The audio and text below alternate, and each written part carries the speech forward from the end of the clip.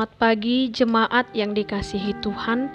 Sebelum kita mendengar renungan pada hari ini, kita berdoa. Kasih karunia Tuhan Yesus Kristus, damai sejahtera Allah Bapa, dan persekutuan Roh Kudus menyertai saudara. Amin. Renungan harian pada hari ini, Kamis 19 Agustus 2021, tertulis dalam Amsal pasal 20 ayatnya yang ke-18. Berkata demikian, rancangan terlaksana oleh pertimbangan, sebab itu berperanglah dengan siasat. Dalam bahasa Batak dikatakan, marsihohot do akasakap binaheni tup-tupan, jalamardongan partogion napatas ulahon hamusuon. Ada sebuah kisah seorang saudagar yang kaya raya. Dia memiliki rumah makan terbaik di negeri itu. Rasa makanan yang enak, luar biasa, dan pelayanan yang baik membuat rumah makan tersebut menjadi maju dan ia mendapatkan banyak uang dari usahanya. Tetapi ada satu yang dia tidak miliki, yaitu anak.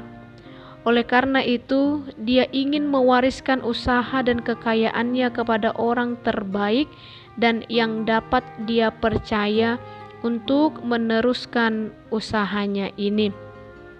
Orang kaya ini memiliki strategi untuk memilih ahli warisnya, yaitu dengan mengundang 80 orang terbaik di negeri itu dan diundang makan di rumah makan terbaiknya. 80 orang ini akan diberikan makanan terenak dan termahal yang ada di menu rumah makannya itu. Tetapi meja dan alat santap yang disediakan tidaklah seperti biasanya orang-orang dapatkan. 20 meja kotak dengan sumpit yang sangat panjang disediakan di masing-masing meja. Orang-orang pilihan itu dipersilakan untuk makan, tetapi mereka merasa kesulitan untuk menyuapkan makanannya ke mulut.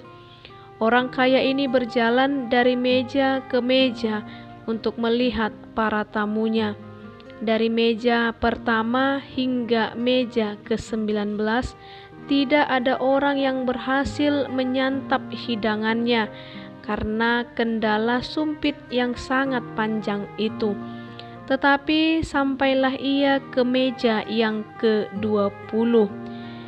Di meja tersebut 4 orang tampak menikmati hidangan dengan satu sama lain, saling menyuapi.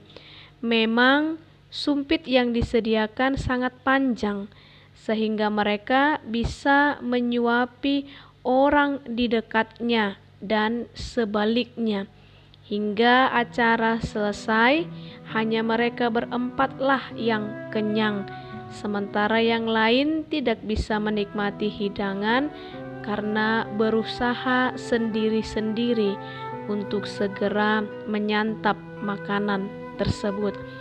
Cerita tersebut mengajarkan kepada kita bahwa untuk melakukan sesuatu, untuk meraih sesuatu, harus dibutuhkan strategi atau siasat di dalam pencapaiannya.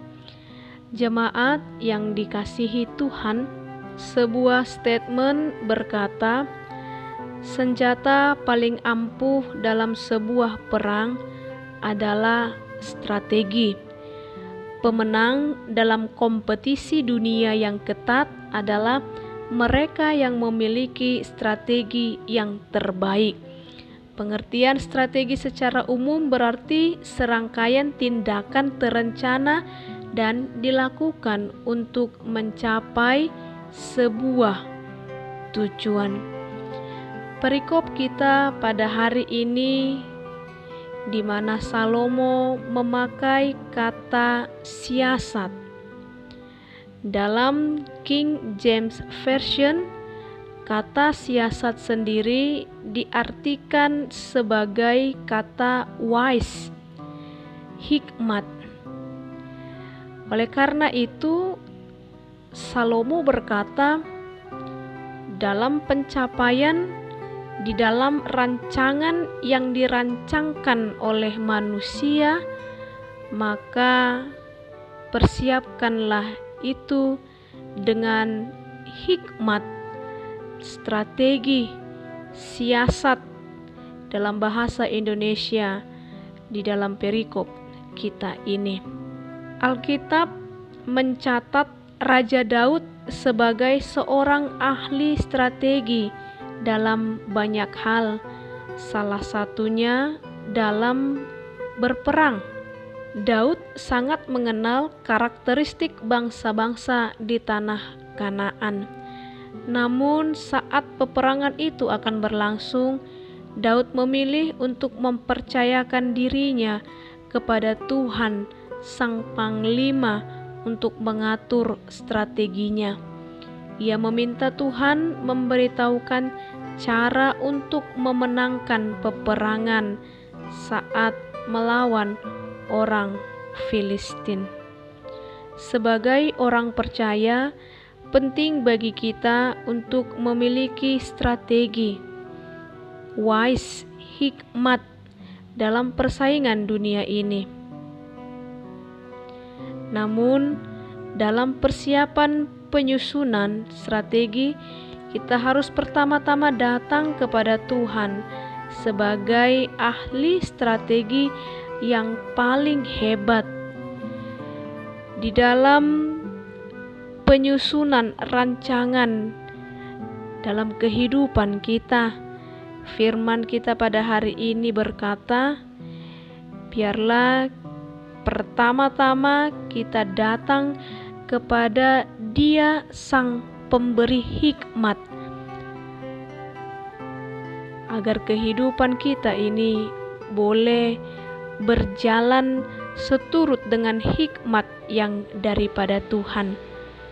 Bertanyalah kepadanya, Ia pasti akan mengungkapkan strategi hikmat yang daripadanya untuk memberi kepada kita kemenangan dalam peperangan kehidupan ini.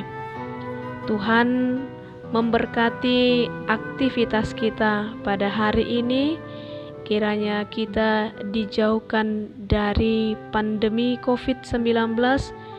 Tuhan menyertai kehidupan kita. Shalom. Tuhan memberkati.